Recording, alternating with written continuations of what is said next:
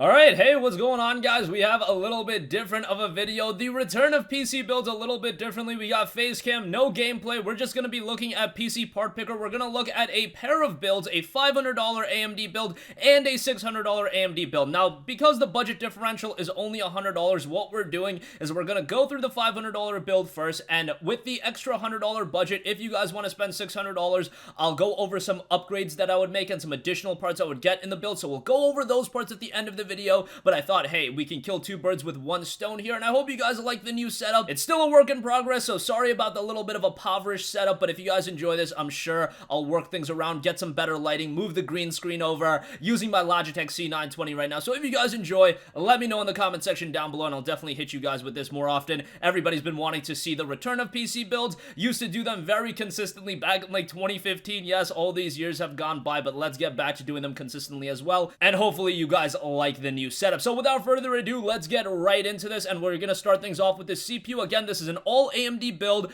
We went with the AMD Ryzen 3 2200G 3.5 GHz quad-core processor. Now, some of you guys might be saying, why are you going with a CPU that does have a focus on its integrated graphics as well? Well, if you compare this CPU to all of the other, $95 to $105 CPU options, the Ryzen 3 2200G is pretty incredible for its price. You're not going to see a lot of better options, especially at this price. The Ryzen 5 is a little bit more expensive, and that's the route we went with for the $600 option, but at a $500 budget, really not fittable in the budget. I mean, you can, but then you would have to forego in some other areas, and I didn't want to do that. So the Ryzen 3 2200G is still going to offer you 4 cores at 3.5 gigahertz, and you do have the integrated graphics to fall back on. I think that's something that's pretty nice if your GPU does have problems at some point. You sell it and you're waiting for a GPU to come in, or whatever the case may be. Just having that there's nothing bad about that. And at $95, the CPU that is there is excellent. You get the integrated graphics. Can't say anything bad about this, especially at a budget price point. Moving on from that, let's go to the motherboard. We have the Gigabyte B450M DS3H Micro ATX AM4 motherboard. Now, this actually isn't the cheapest B450M board. I believe MSI has one that's a couple dollars cheaper. However, this one comes with an added bonus that I wanted to make sure the motherboard had. Right here, 4 RAM slots and up to 64 gigabytes of max memory supported. Because this is a budget build, we had to forego a little bit on the RAM selection just because 16 gigabytes of RAM is so expensive, and we'll get to that in a little bit. I wanted to make sure that upgrade path was available for you guys. Even in a budget build, you do want to go for 16 gigabytes sometime in the future. 8 gigabytes can still get by, but in the future, I do think 16 gigabytes is going to become more and more of a necessity within the next year or two, 16 months maybe. Let's put that as a hypothetical number. This motherboard is very good for what it is. It's going to get the job done. That's a pretty famous quote by me. $77 for it over at Newegg after shipping and handling would say that's pretty good. Again, for the motherboard, you just want it to have all of the core features and make sure that you're saving money on it. It's from Gigabyte. They've got a pretty good warranty policy as well. All around a very good selection on the motherboard. Moving on from that, we have the aforementioned RAM, and RAM prices has been a big talking point in PC gaming for a very long time. Even 8 gigabytes of DDR4 RAM has been really expensive for a long time.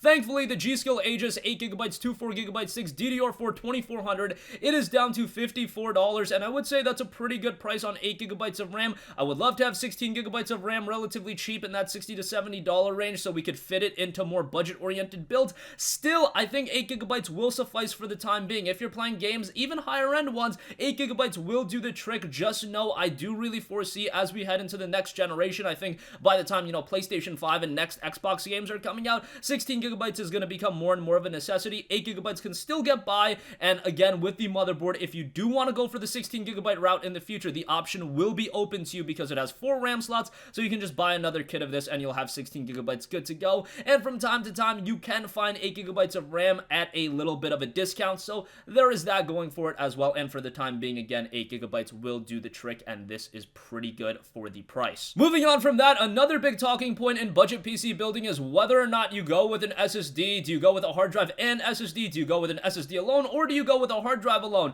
I think at this point, you can definitely fit in an SSD. I mean, there's 120 gigabyte SSDs available for like $20, $25, and in the $600 option, we're definitely going to go with an SSD. In this case, went with the Caviar Blue 1TB. It's available for $45, and it's literally been this price for years. I think a couple of years ago when I was doing PC builds consistently, it was around that $50 to $52 range, so a couple dollars lower here all these years later. But yeah, 1TB of storage space. Honestly speaking, I would say for a lot of people, 1TB is not enough, especially if you're downloading all kinds of games, all kinds of free games, so many games to amass in your Steam library, and to download all of them, keep them downloaded at once. You're gonna need a little bit more than a terabyte, especially with games like Anthem being really big. However, of course, it's not a big deal. You can download and re-download and delete games. It's not a big deal. I make it more big of a deal because I do have a large Steam library, and I kind of like to have everything downloaded at once, but maybe I'm in the minority on that. A lot of free-to-play games as well, so you get the idea. 1TB will just be clogged up really quickly. So the idea of going SSD only, when you keep that in mind, I just think that's kind of dumb. A 1TB SSD, you're not going to fit that in a $500 budget unless you get like trash for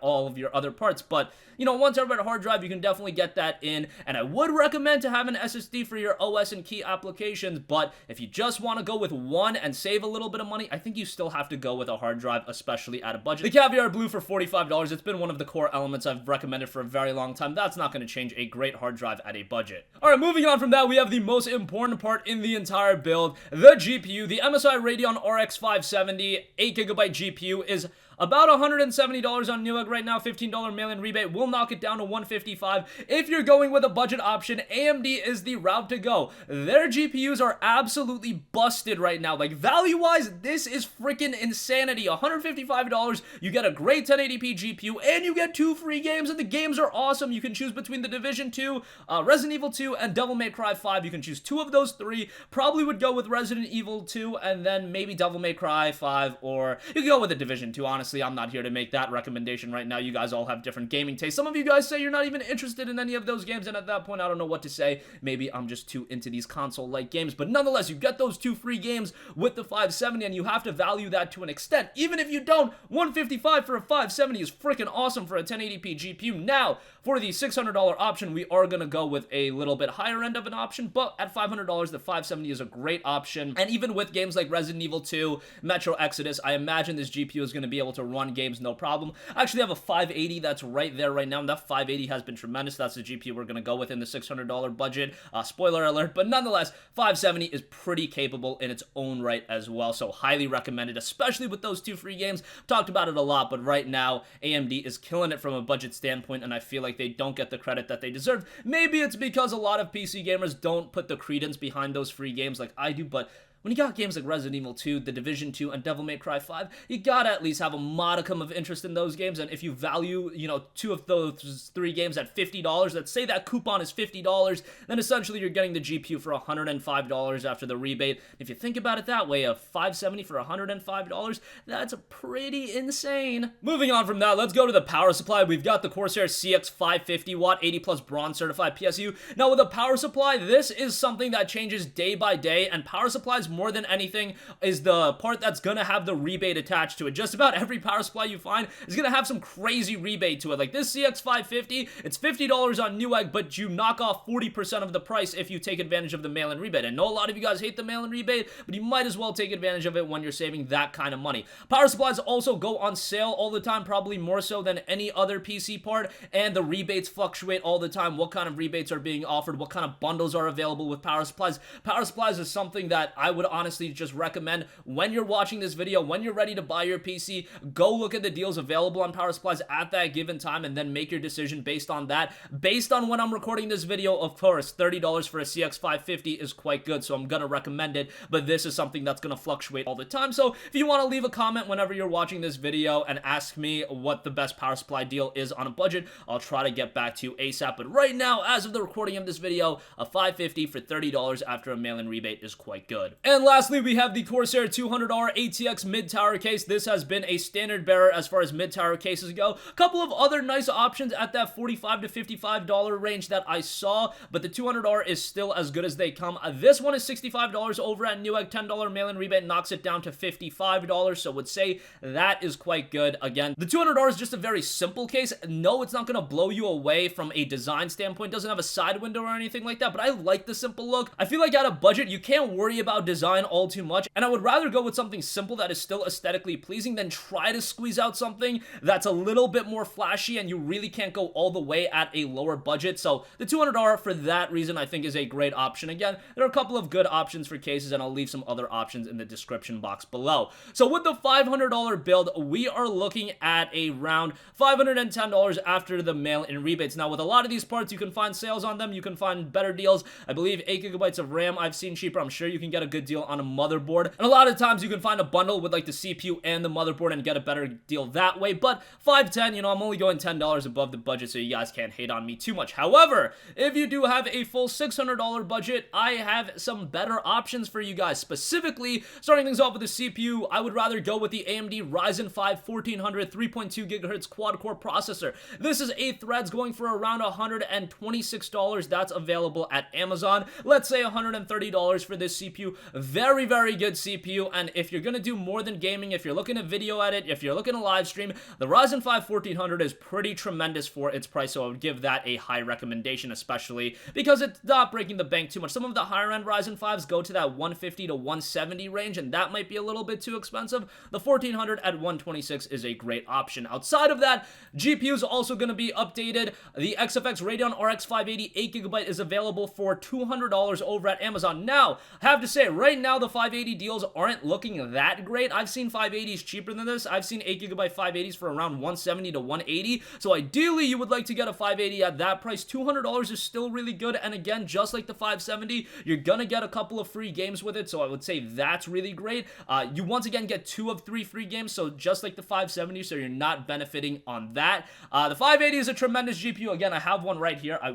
Let's pick it up. Oh, I just hit something, but yeah, that's right there. That was a pre-built that I bought during the GPU apocalypse, so that's why it's not the flashiest PC, but during the GPU apocalypse, a 580 pre-built was quite good, so that's a tremendous 1080p GPU, and an 8GB model is great for 1440p gaming as well if you want to do some light-end 1440p gaming.